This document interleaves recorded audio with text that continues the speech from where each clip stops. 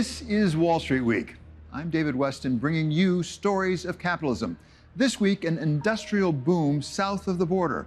We went to Mexico to see how tariffs and transportation costs are reshaping the American supply chain and what that could mean for China. But we begin with a biography, not one about a person or even really a thing. How do we classify something like artificial intelligence? Something that has never existed before and something that might be beyond our understanding. This is a story about identity, who we are as humans, whether our identity is being merged with computers, and if so, what we need to do about it. There is nothing special about people. They are very wonderful things. We're incredibly complicated, and we're very wonderful to other people. People are what we care about. We've evolved that way. But there's nothing that you can't replicate in other material. If anyone should know about whether computers can do everything that humans can, it would be Geoffrey Hinton. The computer scientist and University of Toronto professor emeritus is known as the Godfather of AI. After working for over a decade at Google, he quit his job in 2023 and became outspoken about the risks of the technology he helped pioneer. This, even as he continues to receive accolades for his work. We sat down with him after he had just received the Nobel Prize in physics. I was in a hotel in California, and my phone went off at 1 in the morning, and I thought about not answering it. And then they said I won the Nobel Prize in physics. And I thought, wait a minute, I'm not a physicist, this can't be right. But it was right. And in December, it will be Professor Hinton, along with John Hopfield, who will be receiving the award at a ceremony in Stockholm for their breakthrough work on machine learning. That generative AI is reshaping the business landscape is beyond doubt. Bloomberg Intelligence expects it to drive big tech firms to nearly double their capex from 2023 to 2025, with revenue from AI set to approach $1 trillion by the end of the decade. But before we get to the future of AI, we turn to its past. We asked Geoffrey Hinton to go back to the beginning, when this new creature that can do what humans can do first arrived. I would say it was born in about 1983 with something that Terry Sinofsky and I did, which was called the Boltzmann machine. It never really panned out, but it was a generative AI. It was a model that would generate images. Not very good images, but it would generate them. Well, there could be a debate about the birth of it, but I would go all the way back to Alan Turing and then John von Neumann, so that would be in the 30s, 40s, and 50s. Marty Chavez of 6th Street has spent his career developing AI, and he traces its birth back to the very foundations of computer science. So it's been around a while, right? People thinking about what is computation? What is the nature of computation? And do human beings do computations? Is everything that's happening in our brains or our minds just a form of computation? People were asking these questions really almost 100 years ago and starting to work on it. Artificial intelligence and robotics are rapidly advancing fields of technology. Whatever the beginnings of AI, most agree that it took many people and many decades to get here. But they also agree that, in just the last few years, the game has changed. A series of rapid breakthroughs has brought what were far-out predictions much closer to reality. The big milestone is the large language models, which work by looking at a context and then generating guesses about what they think the next word should be. That's why they're generative. Then that was followed by things like DALL-E from OpenAI that could generate images. Before that, there were things that could generate captions for images. So they would look at an image and then they would generate a string of words that describe the image. Those were the early versions of generative AI. Now we're getting multimodal chatbots, which can generate everything.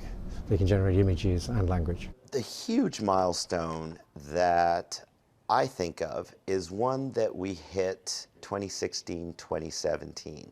This was a milestone in the evolution of the neural networks. It maybe didn't get a lot of public attention, but it certainly got the attention of everybody in the field.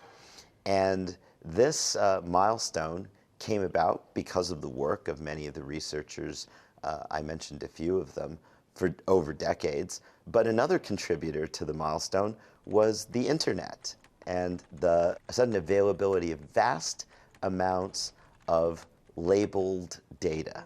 The breakthroughs that Hinton and others worked to achieve have developed artificial intelligence to the point that now, in a text conversation, it might be indistinguishable from a human being. A study this year by cognitive scientists at UC San Diego showed that people mistook ChatGPT for a human more than 50% of the time, clearing the bar for the so-called Turing test. Humans themselves only pass the test about 2/3 of the time. But as surprising as that is, it could be just the beginning. How far along is AI in its life? Again, if we're anthropomorphizing here. Is it a child? Is it an adolescent? Where is it? It's more like a toddler, maybe like a 3-year-old. Let's imagine that we're in that gangly, awkward teenager phase of AI. What happens next? There's a huge debate. Whether AI is a toddler or an adolescent, today the question is, how far can it go? How much can it learn? And perhaps most important, will it catch up to us humans? For Geoffrey Hinton, it's a matter of when, not if. Does that mean that generative artificial intelligence will be able to do whatever humans can do? Is there anything that it cannot do that we humans can do?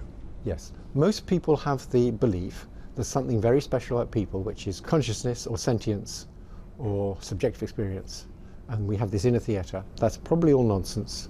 The history of it is these large language models predicting the next word using backpropagation were initially designed as a model of how people work. Now, there's a whole bunch of people who believe in symbolic logic, and that's how people must think. They think it must be true, who think people work a completely different way. And they're wrong. They never manage to produce stuff that works nearly as well as these big language models. So they'll tell you these big language models are quite unlike people. They're just using correlations and so on, and it's all just not really understanding. No, our best model of how people understand is exactly the same model as how these big language models understand. They're just like us, and they're much more like us than they are like standard computer software. So understanding is all about converting words into features, having the features interact, and having those predict the next word. We do it pretty much the same way they do it. What about creativity? Can generative AI be as creative as humans are? As someone else might have said, there you go again. You want people to be special. If you take standard tests of creativity, AIs already do better than most people. What about in a large corporation? You have worker bees, we often refer to them, then you have middle management, upper management, and CEOs. Could they replace CEOs? Okay, so there's a good scenario for the future, which goes like this. Suppose you have a big company with a rather dumb CEO. Maybe he's the son of the previous CEO. But he has an executive assistant who's very good, almost certainly a woman. This executive assistant is asked to achieve things by the dumb CEO, and she achieves them in ways he doesn't understand and would never have thought of. So he becomes much more effective. He gets what he wants. He thinks he's doing it. It all happens behind the scenes and very efficiently. That's how it could be if we all had our own AI assistants that were smarter than us, and they were thoroughly benevolent and they never wanted to take over. We could somehow achieve that. That's the good scenario. I had a boss once in business who said a danger is wishing yourself to success. Do we wish ourselves to a safer world by hoping that generative AI cannot do everything we can do? Because it might be very threatening to many people if we believed it can do everything we can do. Yes, it is very threatening, and I'm very worried about it. And we should definitely put huge effort right now into figuring out whether we can keep control of it. What effort should we put forward? What should we do? Okay, so for something like climate change, everybody knows what we should do. There's a very simple solution: just don't burn carbon. It's just we don't have the political will. We still give big subsidies to oil companies, which is lunatic. So we know what to do, we just won't do it. With AI, to keep AI safe from the long-term danger of more intelligent things than us just taking over from us, we don't even know what to do. What we need to do now is understand that there really is this danger. These things really do understand, and they really are going to get smarter than us. But also How are we going to keep control of them? We have some chance because we're creating them. And that's where we turn next in the biography of AI. How much good can it do? And what do we need to do to make sure it becomes a responsible citizen instead of a threat to us all? The life of artificial intelligence is connected to the lives of people and also to their livelihoods. AI is already being used to make processes more efficient.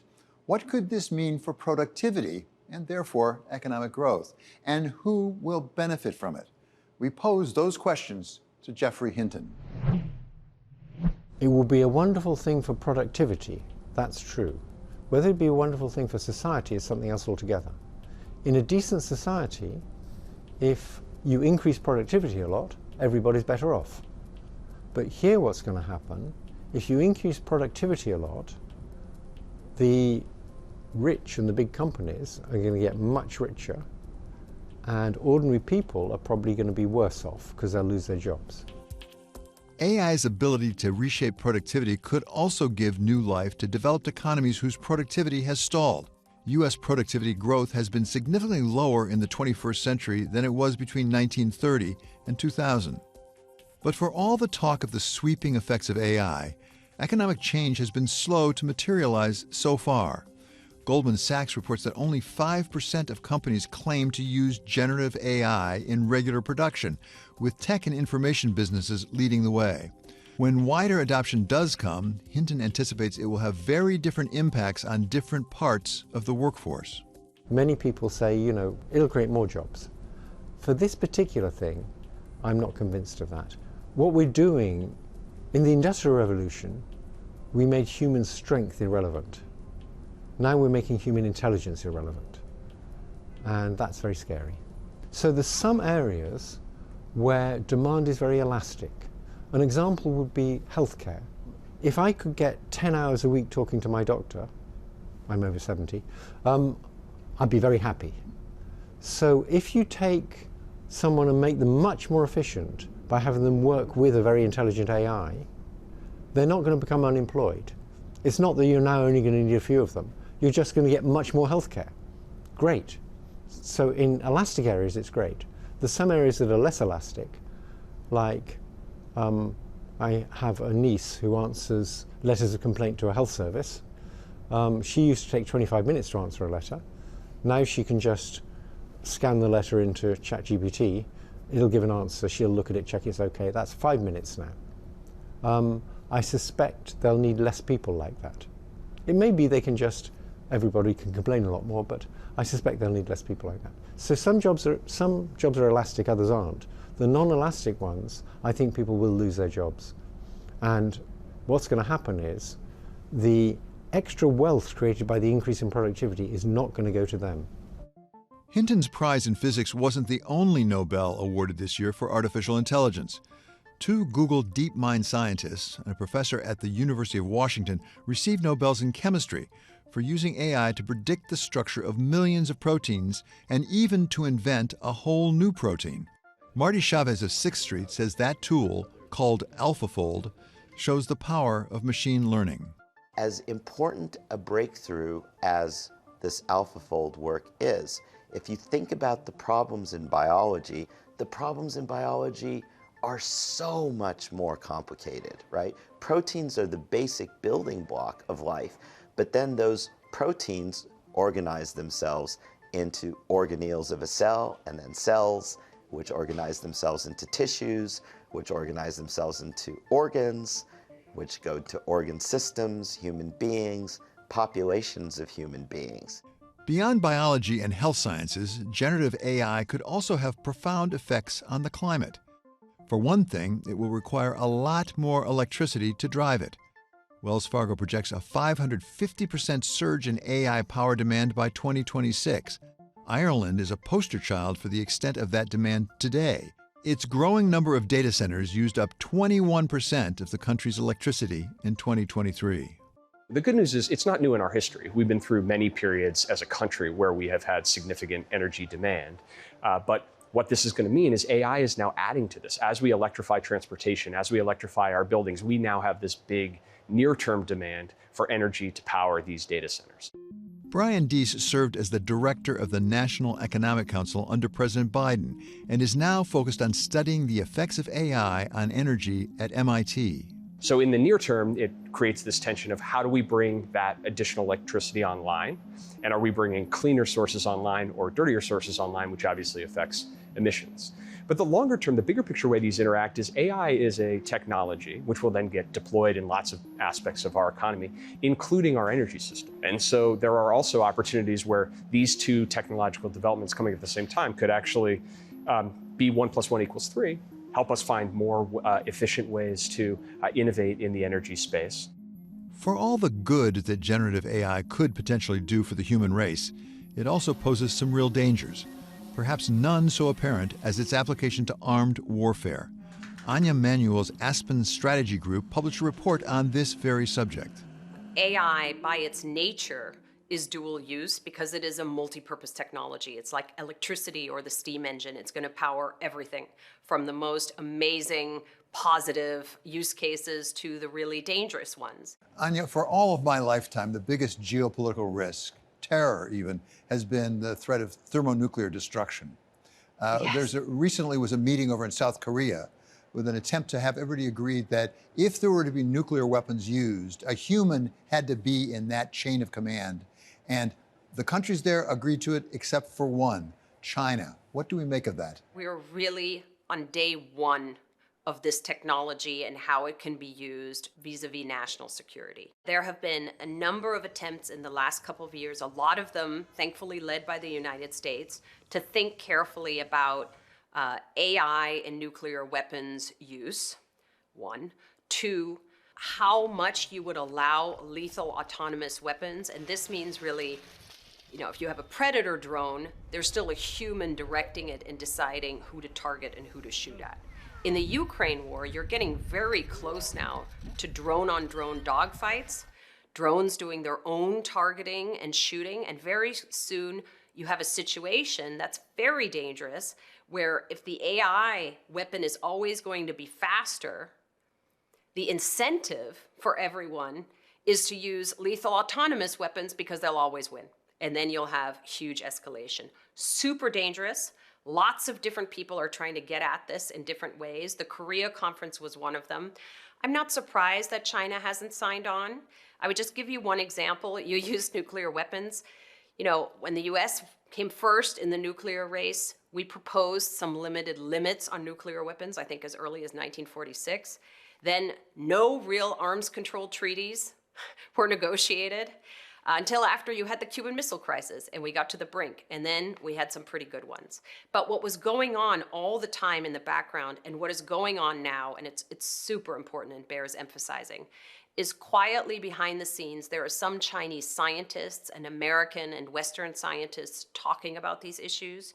There are other track twos that are more on the policy area. I'm part of one of them, quiet conversations with the Chinese about the dangers of AI.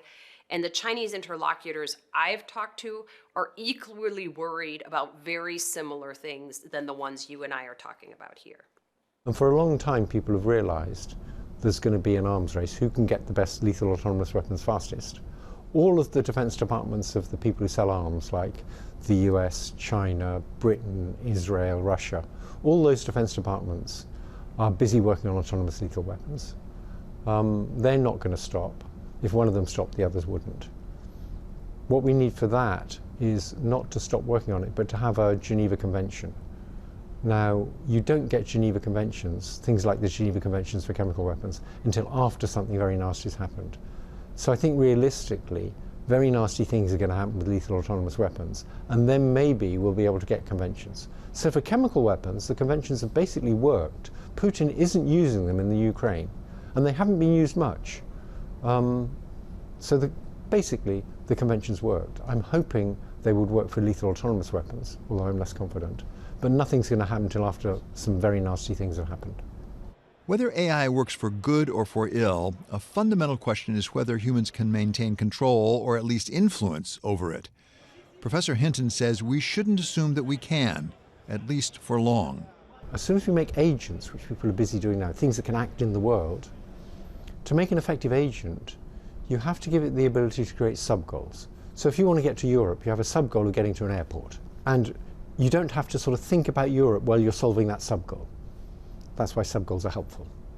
And these big AI systems create sub-goals. Now, the problem with that is, if you give something the ability to create sub-goals, it will quickly realize there's one particular sub-goal that's almost always useful. So if I have the goal of just getting more control over the world, that will help me achieve everything I want to achieve. So these things will realize that very quickly. Even if they've got no self-interest, they'll understand that if I get more control, I'm going to be better at doing what they want me to do. And so they will try and get more control. That's the beginning of a very slippery slope. But that suggests time's a wasting, that in fact we don't have that much time. We don't. To be able to get some control over generative AI. We control it right now, but we don't have that much time to figure out how we're going to stay in control when it's smarter than us. How do we go about that? Let's take the United States, for example, but before we go globally, the United States. We have a government, there are good people in the government, smart people, some probably less smart. But are they up to the job of really understanding what you're talking about and getting their arms around it? I think with the current government, they are taking it seriously. It's just very difficult to know what to do. One clear thing they should be doing, that I believe they should be doing, we need many of the smartest young researchers to be working on this problem, and we need them to have resources. Now, the government doesn't have the resources, the big companies have the resources. The government, I think, should be insisting that the big companies spend much more of their resources on safety, on this safety research of how will we stay in control, compared with what they do now. Right now they spend like a few % on that, and nearly all their resources go into building even better, bigger models. As you say, big companies don't like to be told by the government how to spend their money, but they are often. I mean, you have big accounting departments, for example, to comply with various regulatory requirements on accounting. If the government were to say, yes, we're going to, at least for the very largest tech firms involved in AI, mandate a percentage of your revenue that will be devoted towards safety, what's the right number? I'm not sure that's the right thing to go for. It shouldn't be a percentage of the revenue, because that's very complicated, and they put all the revenue in some other country and cheat. The thing to go for is a fraction of their computing resources. The bottleneck here is computing resources. How many NVIDIA chips or how many Google Tensor chips can you get? It should be a fraction of the computing resources. That's an easier thing to measure. What fraction? I think it would be perfectly reasonable to say a third. Now, that's my starting point, and I'd settle for a quarter. From everything you know, everything you understand, is generative AI potentially an existential threat to the human species? I think that's what I've been saying, yes. It really is an existential threat. Some people say this is just science fiction, and until fairly recently I believed it was a long way off. I always thought it would be a very long-term threat, but I thought it would be 100 years before we had really smart things. 50 years maybe. We had plenty of time to think about it. Now I think it's quite likely that sometime in the next 20 years, these things will get smarter than us. And we really need to worry about what happens then.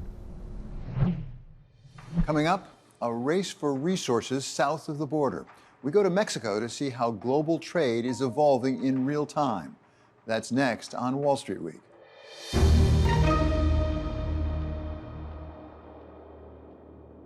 This is a story about potential. The potential that further economic integration between the United States and Mexico holds for both countries.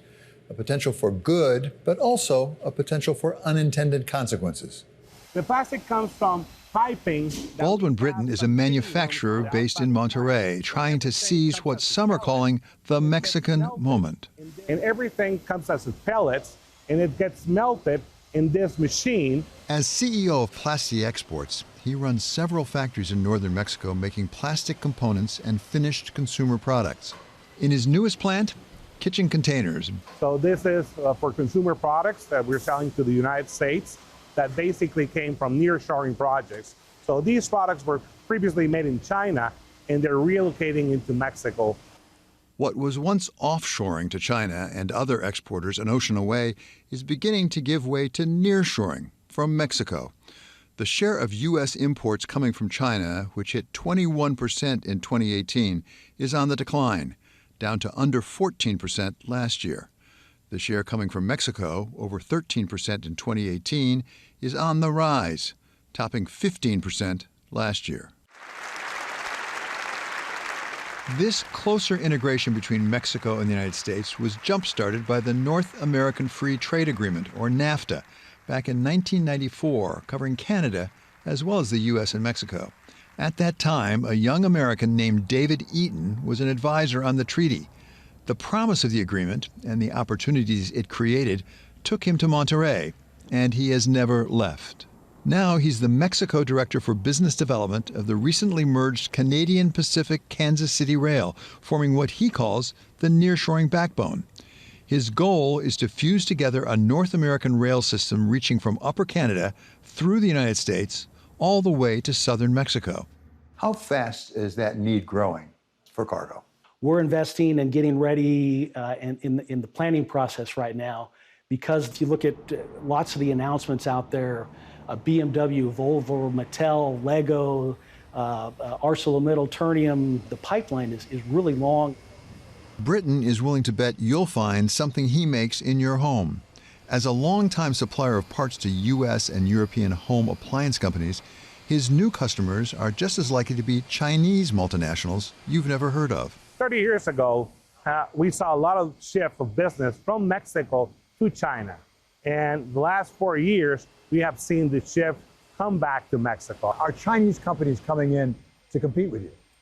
Yes, they are coming. They're setting up plants in Mexico. As a matter of fact, in Nuevo León, the state of Nuevo León, which is the industrial hub of Mexico, they're setting up. So that basically forces companies like us to be in our A game to compete with them. Today, industrial parks full of Chinese companies are sprouting up around the Monterrey hub.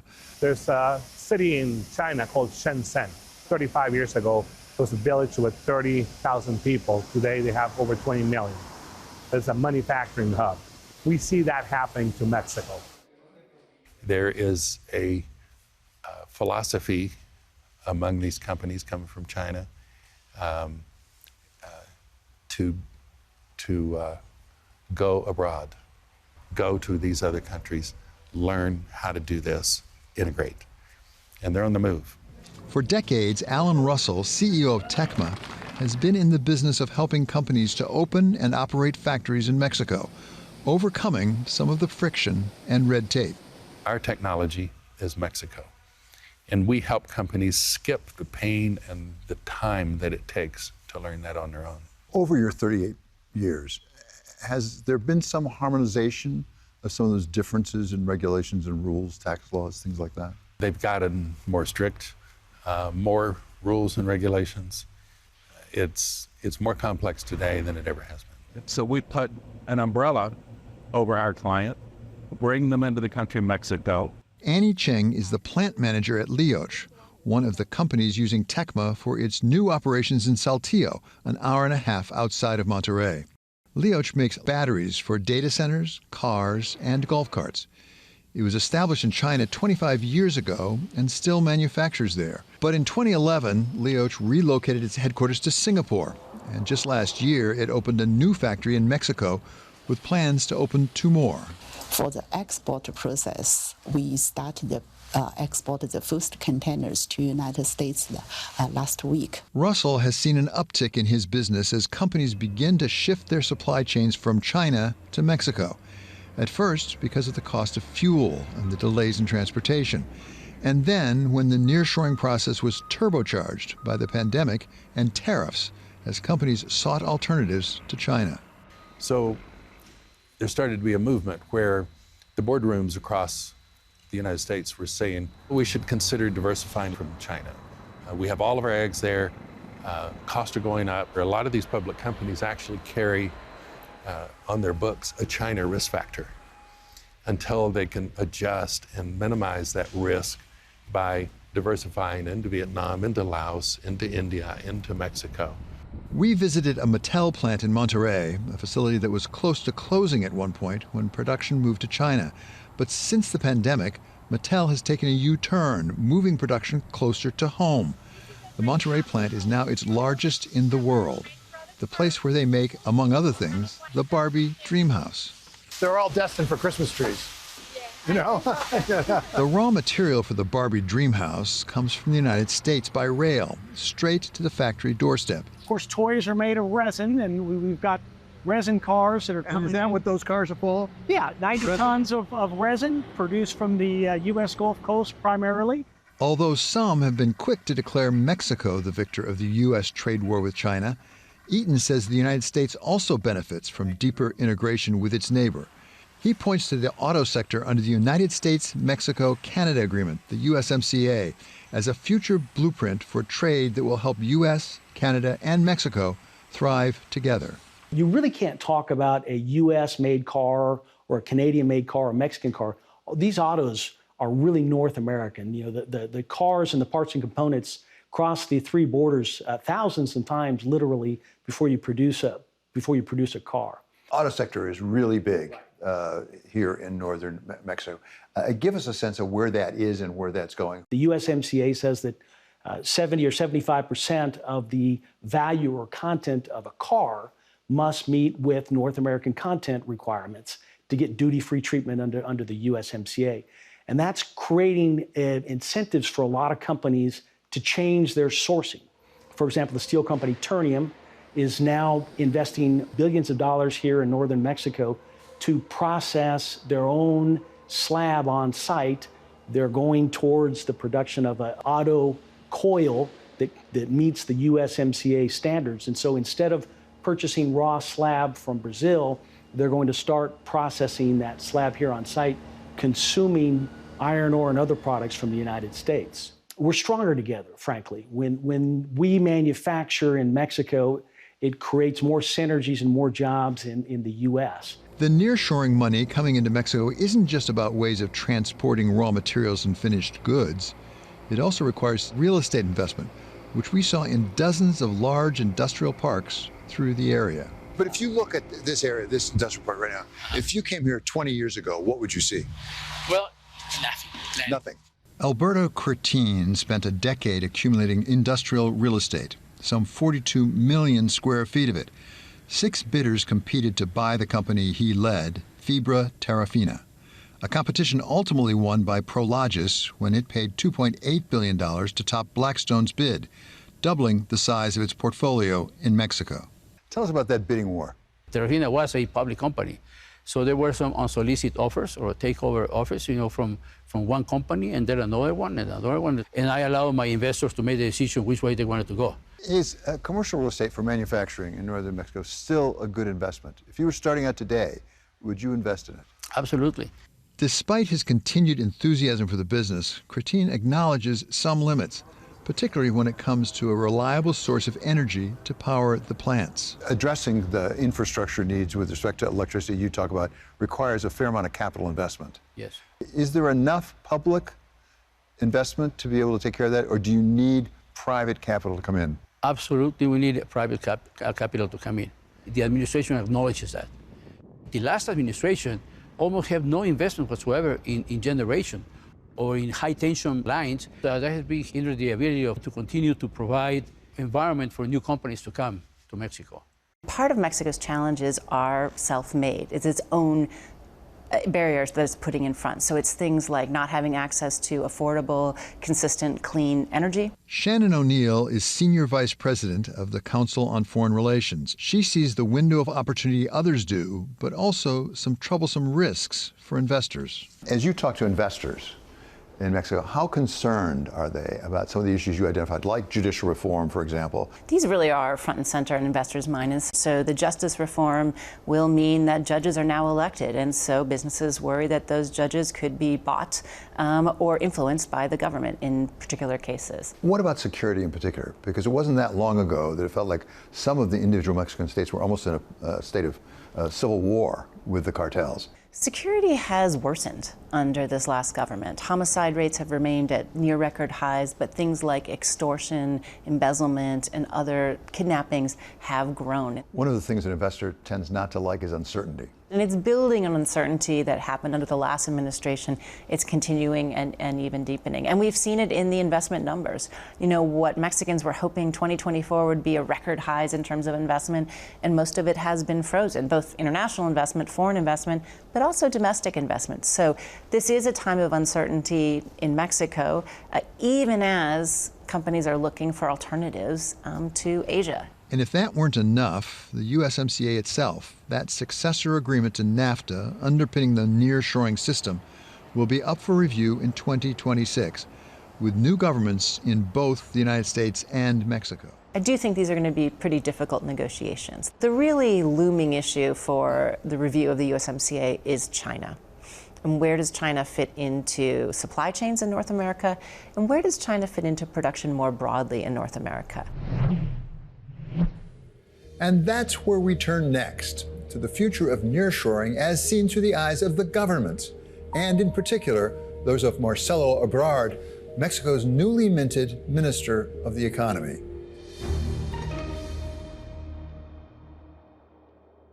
If the United States and Mexico are to get all the potential benefits from further economic integration, it will take both governments working together. And that will depend on the plans of the new Mexican president, Claudia Sheinbaum, and what the upcoming U.S. election could mean for those plans. We need to accelerate the nearshoring. Marcelo Ebrard is the new Minister for the Economy for President Sheinbaum, coming to the job after serving as mayor of Mexico City and as foreign minister under President Andrés Manuel López Obrador. Ebrard's appointment itself could be a sign that President Sheinbaum welcomes further U.S. investment and supports more economic integration. In the last administration, Ebrard led negotiations for the U.S.-Mexico-Canada agreement. You negotiated the USMCA on behalf of Mexico with the Trump administration. Has it been good for Mexico? Extremely good. It doesn't make sense to be against the USMCA because the best business between our countries ever. That's the reality. Former President Donald Trump was the one who demanded and oversaw the USMCA. But on the campaign trail, he has threatened to punish American companies for taking advantage of what the agreement has to offer. As you know, they've announced a few days ago that they're going to move a lot of their manufacturing business to Mexico. I'm just notifying John Deere right now. If you do that, we're putting a 200% tariff on everything that you want to sell into the United States. Today, Mr. Trump continues to advocate for trade restrictions, speaking with Bloomberg in October about his economic policy. To me, the most beautiful word in the dictionary is tariff, and it's my favorite word. It needs a public relations firm. Whoever is elected U.S. president, Minister Ebrard expects to face challenges in the upcoming review of the USMCA in 2026. If, in fact, he returned to office, how would you respond to tariffs from Washington? Because he certainly says he's going to go back and do even more of it. Well, we are extremely linked with the United States companies and market. So if you put tariffs on Mexico exports, for instance, those tariffs are going to translate in high prices for consumers in the United States. So I think we have a strong argument in order to reduce this possibility to have tariffs in our exports to the United States, because there are American companies exporting to the United States. You don't solve anything with tariffs between us. Doesn't make sense, because it's the same economy, practically. I know you have some tariffs on steel, for example, from China at this point. How do you see the role of tariffs? When do they make sense? When do they not make sense? Well, it's easy to abuse about tariffs, to put tariffs for any kind of article at the same time. We are not especially friendly with the tariffs for several fields, because it can be costly for our economy, even for the United States economy. So we need to have a common policy with US. Let's let's see what happens in the next election, no? In order to have a conversation about the competition with China. Let's do something really effective, because you are not going to solve competitiveness through tariffs. Doesn't work. One thing both former President Trump and Vice President Harris appear to agree on is the need to confront China. And on this, Minister Ebrard may find common ground with both candidates, as he wants to pursue a policy of substituting Mexican-made goods for Chinese imports. We need to improve our domestic production. The domestic component of our exports is around 20%. So we are importing a lot of things from China, also Vietnam. And there are no reason for that. If Mexico is to realize Minister Ebrard's ambitions, there are some hurdles it will need to climb over, starting with energy. We need to expand our capacities in Mexico in order to fulfill our goals in terms of renewables or clean energy for the next, let's say, 10 years. President Sheinbaum has set out very aggressive goals for renewables for Mexico. Very aggressive. I think it's 45% of energy by 2030. True. Can that be achieved without private capital?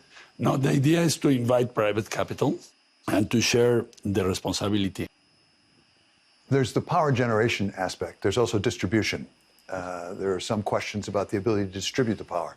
How much needs to be invested in order to have distribution? Well, it's a huge amount of money in distribution in order to fulfill this new demand, which is very, very important, the largest one in our history. What do you think that the investors are looking for from you in terms of assurances in order to put private capital in? Clear rules, certainty about how the market is going to work the next years in Mexico. Do you, and really the Sheinbaum administration, regard private markets as a tool, as a way to get to where you want to go, as opposed to something that needs to be contained? No, we think that the only way to obtain our objectives is to have a close relationship with the private capital. One of the things we hear from companies doing business in Mexico is there is a lot of bureaucratic red tape, so to speak, a lot of regulations. What can you do specifically to cut back on that inhibition? We can cut back a lot of them. There are many regulations. That's true. We are going to change this. It doesn't make sense. You make the people waste time. And our main objective is to accelerate investment. Does President Sheinbaum have the authority to cut back on the regulations on business? Well, we have the majority in both chambers of the Congress. So we can use this in order to reduce drastically all those regulations. Many of them doesn't make sense at all. When you review the regulation, you say, well, this regulation is opposite to this one. Why so? Well, nobody changed the situation, so you have more and more regulations. So let's cut them and facilitate the life for the investor. Minister Ebrard saw firsthand some of the difficulties in attracting foreign investors after trying to secure a deal with none other than Elon Musk. You've had a fair amount of experience with the U.S. investment coming into Mexico, sure, including the Tesla plant, which has been put on hold. Where does that stand now? Well, we are waiting for news from Elon Musk, maybe in December, I think. Are you hopeful? Yeah, always. Do you think it will happen? I think so. I think so because it makes sense for Tesla. Why not? What did you learn from that experience of negotiating that deal? Tesla? Yeah. Well, we need to be very close to the CEOs of the companies. We need to really put on the table the information on time for the decisions that they are going to take. So we need some sort of trust and friendly approach. We need to work more closely with them in the next 6 years in order to be successful in our main goals of investment in Mexico. Since the USMCA was negotiated 7 years ago, Washington has formed a consensus about the need to protect certain industries key to national security. Industries like semiconductors, aerospace, electric vehicles, batteries, active pharmaceutical ingredients, as well as rare earth minerals. The upcoming USMCA review could provide a venue for the trio of countries to devise a plan to better compete globally in those critical industries, a plan that may require coordinating not only new protective barriers, but also industrial policy. We are in the same geopolitical agenda. I mean, not always has been the case because of the competition with Asia. So I think that we have more resources right now in order to be successful in the negotiation. From Mexico's point of view, how could it be improved? There's a review coming up in 2026. As you look forward to that review, what might Mexico want out of that review? We need to upgrade the USMCA, upgrade. It seems to be, what if we have a common vision about microchips, about pharmaceutical, about medical equipment, about several things, and we have a common plan to do it, to be more competitive in the next 5-6 years. It's not only about free trade, but it's about what can be done together in order to be more competitive. To success, not only to have tariffs in the short term. We need to have a plan, not only a short-time vision.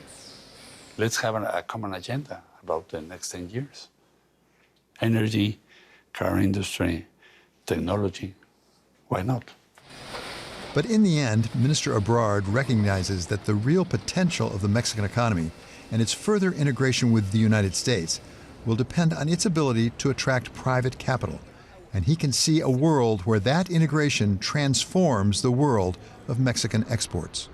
There are no other way to do it, because we are not going to find, new resources from oil or, no, it doesn't exist.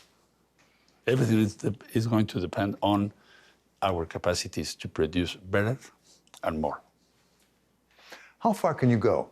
How much progress can you make building the Mexican economy through integration with the United States?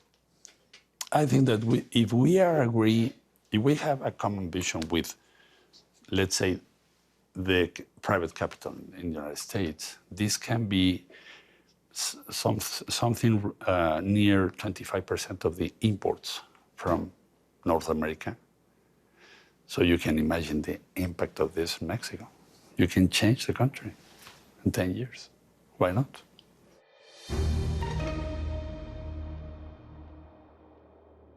There's a race on over artificial intelligence. Anya Manuel is executive director of the Aspen Security Forum, and she says who's ahead depends on how you are scoring the contest. Absolutely, there is a race going on. The two biggest contenders now, the folks in the lead, are United States companies and Chinese companies. But it's a little bit more nuanced than that. What people tend to focus on is, have our export controls on the most advanced chips, semiconductor manufacturing equipment, slowed down the Chinese race to get the fastest large language models, these things OpenAI, Anthropic, Google, and others are doing. And the evidence is that it has slowed them down a little bit. Depending on who you ask, they're 4, 6, 12, 18 months behind where the US is. I think that's important, but it's not everything. Because if you look at how AI is actually used and applied, the plug-in models, the specific use cases, the Chinese are first rate, especially in all of those things that worry me and people like me who are in the national security community. So the Chinese are first rate at computer vision. That helps you do surveillance and intelligence gathering. They are first rate at autonomous weapons. That's a fancy word for drones of all shapes and sizes that can be used everywhere. So the race is on, but it's not just in large language models. Given that general use for AI, does national policy for the United States, for national security reasons, require us to try to slow China down? Is it a zero-sum game? We can't allow them to really develop at full speed and not be a risk. Yeah. You're absolutely right that the focus so far has been on slowing China down. And I do think that some of that is important. Sometimes people call it the big tech war between the United States and China. I prefer to call it the great technology race. So you can win a race two ways. You can hobble your opponent to slow him down, or you can run faster yourself. I firmly believe that the way the West, so the United States and our friends and allies, are going to win this race is to run faster ourselves. And let me give you a couple of examples. The export controls you already mentioned, what the Biden administration is rightfully doing on some limited outbound investing restrictions where we don't allow our financial companies to invest in the most advanced Chinese AI, quantum computing, semiconductors. That's okay, and it'll slow the Chinese down a little bit, but only so much and for so long. The Chinese are very good at being independent. The thing we really should be focusing on is running faster ourselves. And the Biden administration deserves huge credit here. The CHIPS and Science Act was a great down payment on that. Unfortunately, the part that got very little attention is the piece, the $173 billion that was supposed to go to advanced research and development. That is critically important to keep us in the lead and innovating. And of course, that doesn't have anyone lobbying for it, so it's very underfunded. Geopolitically, we tend to just look at the United States and China right now, which I think is a mistake. There are other nations that are developing AI. What are the other nations we should be keeping an eye on? There are. Look, the most advanced large language models, as I'm sure you're speaking to Geoff Hinton and others about, they're really in the United States. The UK has amazing researchers. Canada has amazing researchers. France has a very sophisticated model, and the United Arab Emirates. So there are a lot of countries coming up the scale. The hard thing, as you know, is that the amount of compute and electricity that is required to train these super sophisticated models is very hard for anyone but a handful of nations to muster. So it keeps down the number of people who are really in this race for the LLMs. You mentioned the UAE. There are reports now that the United States might consider curtailing some of the GPU chips, the NVIDIA chips being sent to the Middle East. What should U.S. policy be with respect to something like the Middle East, which, although it may not have a lot of compute power now, it is deploying an awful lot of capital to develop those data centers? It is deploying an awful lot of capital. The UAE and Saudi Arabia as well, they're really the classic swing states in this. The UAE works very closely with the United States, including there was a big announcement by President Biden and MBZ, the head of the UAE, just recently that they're going to do an MOU on artificial intelligence. That's all good. The UAE says that they've divested some of the investments that they were making in the most advanced Chinese companies in AI. We think that's true, but clearly the UAE wants to both work with China a little bit and wants to work with us a lot. So being suitably cautious while helping to bring them on side, I think is the right policy. What about protecting against so-called deep fakes and perhaps some interfering with the election process? Are there things that we should be doing to try to protect ourselves? This is really difficult. I think misinformation and disinformation is out there.